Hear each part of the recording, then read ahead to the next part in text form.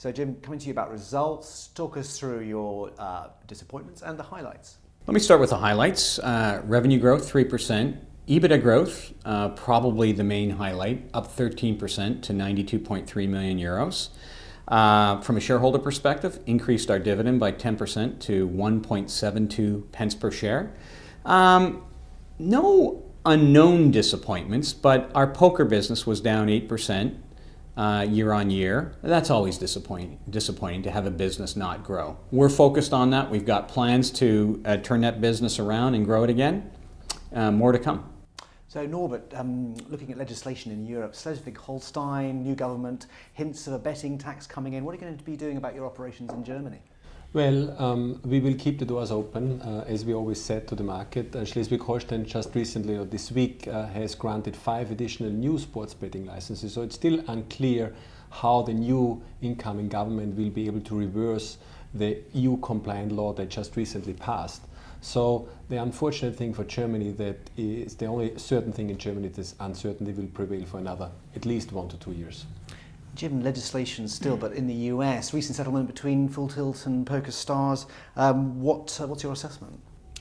Actually, my assessment is positive. What that settlement has done for the European poker market is it will put $180 million of locked up player funds back into the European poker ecology. We expect Poker Stars, being the organization that is making this happen, will be the biggest benefactor, but equally so, we expect that all operators across Europe will benefit from this. And lastly, and more importantly, this is great for the poker consumers. Norbert, looking at Win now, your social gaming vertical.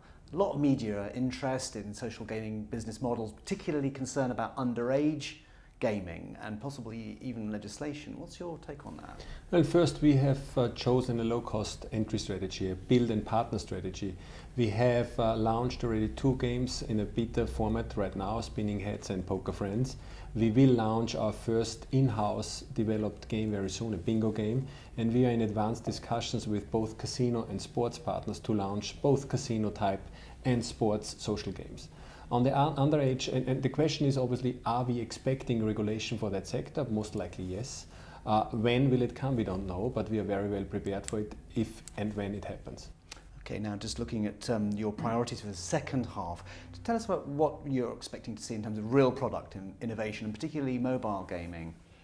Well, first of all, don't forget, this is the last month of the integration work we have to do. It's still boring, kind of boring integration work we are doing, but we are at the end of it now. We have another 3, 4, 5 months to go. And once that is done, obviously we will focus from integration more to innovation.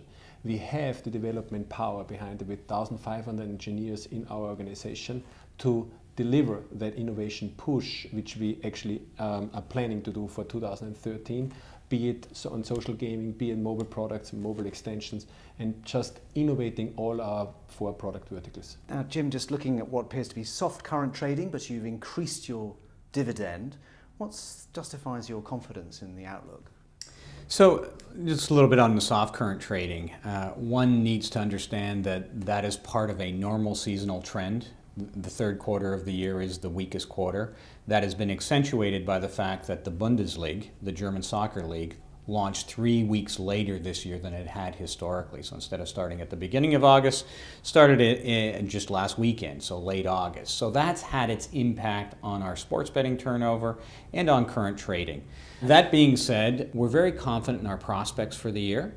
We're confident that we can deliver analyst consensus from an EBITDA perspective. And we thought we would demonstrate that confidence to the market by the 10% increase in our dividend. It's part of our dividend policy to have a dividend that would grow as our cash flow generation capabilities would dictate. So 10% increase to 1.72 pence per share.